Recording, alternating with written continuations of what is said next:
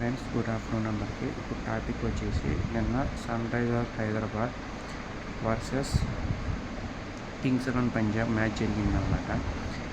Comedy ఏంటంటే Kings 11 Punjab దాదాపు 240 పైన కొట్టింది రన్స్, 246 అనుకుంటా.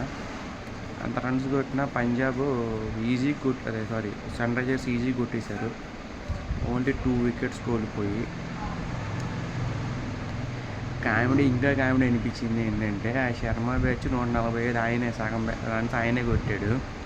మిగతా పైన 100 రన్స్ ఒక ఇద్దరు ముగ్గురు కొట్టారు అంతే. అందులో ట్రావిస్ హెడ్ ఒక 66 కొట్టాడు. మిగతా 34 మిగతా 2 వికెట్లు పడినాయి, వాళ్ళు కొట్టారనమాట. అదనమాట మ్యాటర్. సో దీనిపై మీ ఒపీనియన్ అంటే ఖచ్చితంగా కాంబినేషన్ చెప్పండి. ఇట్లా ఒకళ్ళే 145, 150 T20లో, అది కూడా మెయిన్ ఐపీఎల్ లాంటిలో బాగా స్ట్రాంగ్ కాంపిటీషన్ ఉన్న దాంట్లో కొట్టొచ్చా? దీన్ని మరి మ్యాచ్ ఫిక్సింగ్ అంటారా లేదంటే వాళ్ళు కావాలని కొట్టారా అది నాకు తెలియదు. లేకపోతే బౌలింగ్ దరిద్రం ముందు కొట్టించుకున్నారా మనకు సంబంధం లేదు.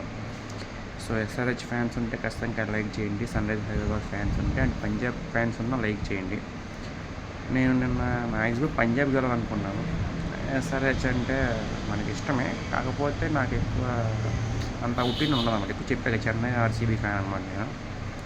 సో నేను మొత్తానికి ఎస్ఆర్హెచ్ గెలిచింది. అయినా అట్టడుగు ప్లేస్లో ఉంది. ఫస్ట్ ప్లేస్లకి మిగతా వచ్చేసినాయి అనమాట. ఆర్సీబీ కూడా 5th ప్లేస్కి వచ్చేసింది. చెన్నై అయితే ఇంకా చెప్పక్కల అంత తక్కువ మారకుండా అంత మంచిది దాని గురించి. మొన్న మిక్కుమూలి 103 రన్స్ కొట్టారు. సో నేను చెన్నైని ఈసారి ఐపీఎల్ నుంచి నేను నా వరకు తీసేస్తున్నా. దాని రివ్యూ తెలుసు కూడా వేస్ట్ అనిపిస్తుంది.